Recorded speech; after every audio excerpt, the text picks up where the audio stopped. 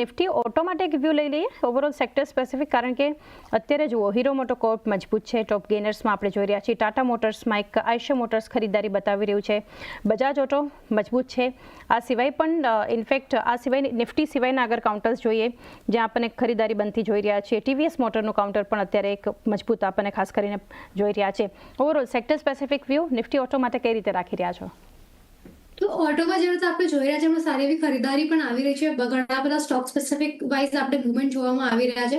તો auto sector મને longer term માટે વેલ પોઝિશન લાગી રહ્યું છે હમણાં માટે. તો થોડા નિયર ટર્મમાં થોડા કોશિયસ રહેશે, કેમ કે થોડા હેડવિન્સ આપણે માર્કેટમાં ફેસ કરતામાં આવી રહ્યા છે, જેમ કે આપણા નવા ટેરિફ્સ થઈ ગયા, આપણા જે જીઓ પોલિટિકલ ડેવલપમેન્ટ્સ આવી રહ્યા છે એ બધાના કારણે થોડું એક્સપોઝર જે બધા કંપનીઝનું એ બધા યુએસ અને બધામાં રહેશે, એ બધા થોડા હેમ્પર થઈ શકે છે એ લોકોની પરફોર્મન્સ. અને પ્લસ આપણું જે Q1 FY26ના જે આપણા અર્નિંગ સિઝન્સ છે એના રિઝલ્ટ ખાસ જોવામાં રહેશે, ફોકસમાં રહેશે કે કયા સ્ટોક્સ અને સ્પેસિફિક કયું મુવમેન્ટ રહેશે, કેમ કે જે હમણાં રિઝલ્ટ આપણને ટુ વ્હીલર સેગમેન્ટ્સમાં જોવામાં આવ્યા છે સારા એવા આવ્યા છે. ગોલા ઇલેક્ટ્રિક થઈ ગયું, ટીવીએસ મોટર થઈ ગયું, તે બધાના સારા એવા નંબર્સ આપણને જોવામાં આવી રહ્યા છે. તો એ ચાલતા અગર આપણે મોમેન્ટમ જે હાલીમાં ચાલી રહ્યો છે અગર આપણે એને જોશું તો ઓટો માટે એક સારો એવો અને પોઝિટિવ નોટ લોંગર ટર્મ માટે મને દેખાવામાં આવી રહ્યું છે.